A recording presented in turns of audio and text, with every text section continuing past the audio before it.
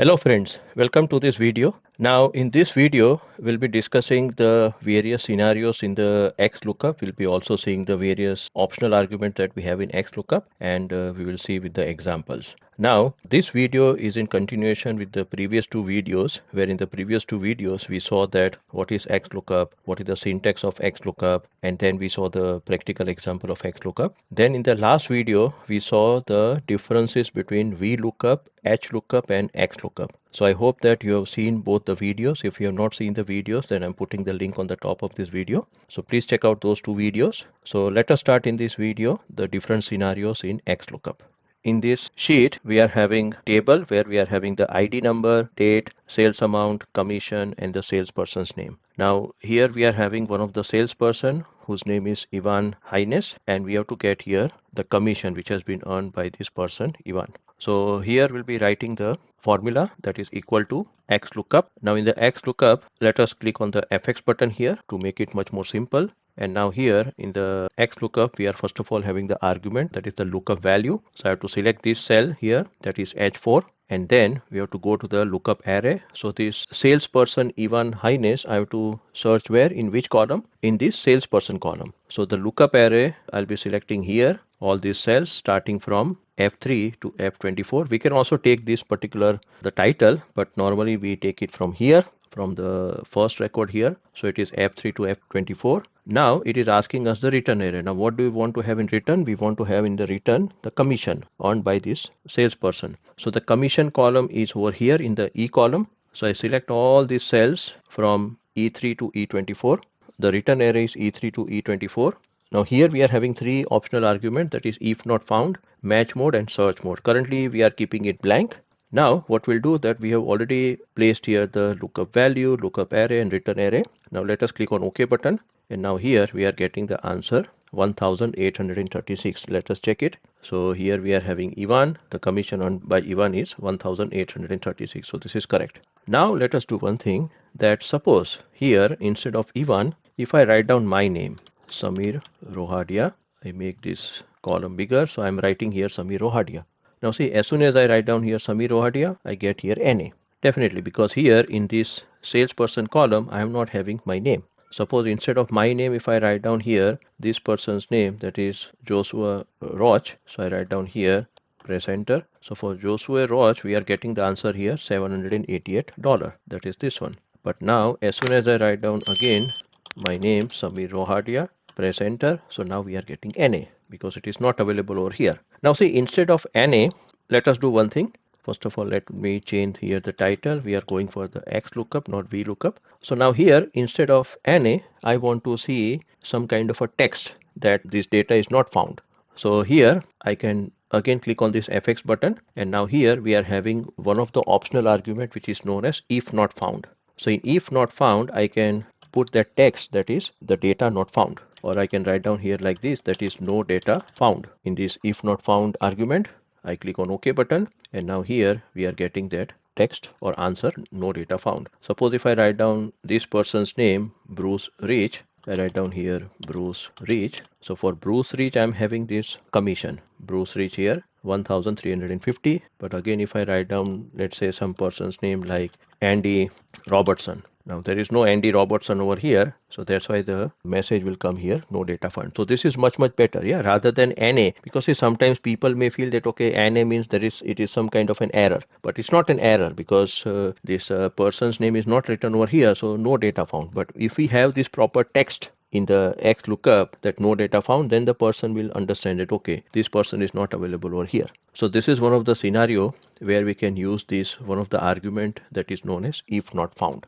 We go to the next scenario here where I'm having the salesperson's name and I want to get the person's sales amount and the commission. So in one XLOOKUP formula, I want to fill up both these cells. Otherwise, what I can do, I can create a separate XLOOKUP function for this sales amount, another XLOOKUP function for the commission amount here. But what I'll do here, that I'll show you one trick. Here I can write down only one XLOOKUP function. With that one XLOOKUP function, I can get both these answers together. So how to write? Let us see here. So I have to write down the formula over here in this cell I3. I write down here equal to XLOOKUP. Now I have to get the data for which salesperson? For this salesperson whose name is written in the cell S3, comma, then we have to write down the lookup array. Okay, now this person I have to search where? I have to search over here in this column, that is the B column. So I'll be writing from B3 to B24. So B3 to B24, that is the lookup value, comma. See, you can also use the FX button as we have seen in the earlier example. But now I'm typing here directly. Now, after the lookup array, we have to write down the return array. So now what we want to have in return? Now see, here we want to have in return two things, the sales amount and the commission. So normally what we do that if we want to have only one value in the return, then we select only one column in the return array. But now here I want to get two things together, sales amount and commission. So in the return array, I have to select here two columns. So here I'm having these two columns, sales amount and commission. So I have to select from here, that is E3 till F24. So I'm selecting here two columns in the return array. Now the other things, you can also keep it blank here. Yeah, if not found, match mode and search mode, you can keep it blank. So I'll complete my formula over here. I press enter and you see in one shot, we are getting here two values together. Sales amount is this much. Let us check here. For Ivan Hines, the sales amount is 9,182 and the commission is 1,836. This is correct. Suppose if I type another person, let's say Nora Rollins, I write down here Nora Rollins. So for Nora Rollins, the sales amount is 2,960 and the commission is 592. So this is how we can get this thing. But here remember one thing, that the sales amount and commission, we are getting it together by writing only one XLOOKUP formula. But how we are getting this thing? Because these two columns are together. So when we are selecting these two columns, normally they are placed together. So that is how we get these two values in one XLOOKUP function. Now let us go to the next scenario here. So in the next scenario, here we are having some company name. Their ID numbers are given, some date is written, the sales amount is written, and the commission is written. Now, if you check this company name, so here it is written in full. That is Coca-Cola Incorporation, Nike Incorporation, Amazon UK, Apple EMEA, XYZ Limited, PepsiCo, Adobe. Now here, what happened that sometimes the person who is writing here this name of the company, so they may write down here only the initial name. Let's say Apple. Yeah, they will not write down here Apple Incorporation or Apple EMEA or Apple Europe. They will write down just Apple. So let us see here if we get here the answer for the sales amount. So here I type equal to XLOOKUP, then this is my lookup value Apple, comma. Now here I have to search Apple where? In these company names. I take all these company names over here starting from B3 to B14. So B3 to B14 is lookup array, comma, and now we have to get the return array. So what do we want to have in return? We want to have in return the sales amount. So sales amount is over here, that is E3 to E14. These other things I keep it blank. I complete the bracket, press enter, and I'm getting here NA.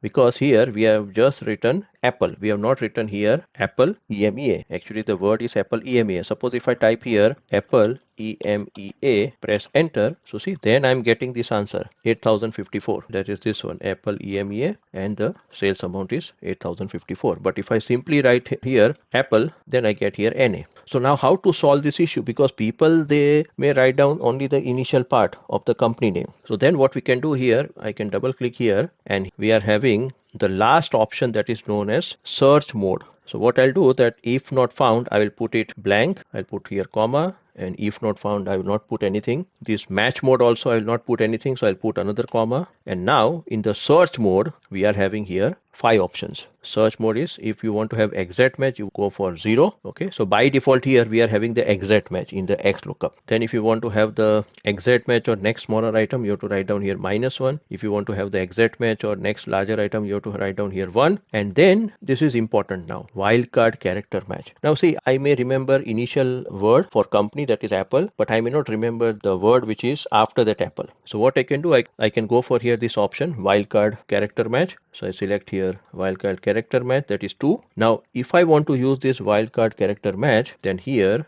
I've written here S3. S3 is this name which is written. So after S3, I have to write down here ampersand, and then I have to write down in double quote star. So this is how we are writing the wildcard character, that is S3, that is this cell where the name is written, then ampersand, and then after ampersand I have to write down in double quote asterisk. Okay, let us see if it works. And here I've written search mode equal to 2, that is wildcard match. I press enter, and now you see we are getting the answer. Even though I've written here Apple, still we are getting the sales amount. Suppose instead of example, we are having here the company Amazon UK. So I type here only Amazon, press enter, and we are getting the answer here 7065. See, Amazon, and the sales amount is 7065. So it works. So here we don't have to worry. So remember here what we have done. In this initial cell, we have written here S3 ampersand, and then in the double quote we have written here asterisk. Then the lookup array is fine, return array is fine, and then if not found we can keep it blank. Match mode also we can keep it blank. So we have put here 2 comma, and then finally in the search mode you have to use the option number 2. Number 2 is for the wildcard match. So I write down here number 2, press enter, and we are getting the answer here. So this is how we are taking care of this wildcard match.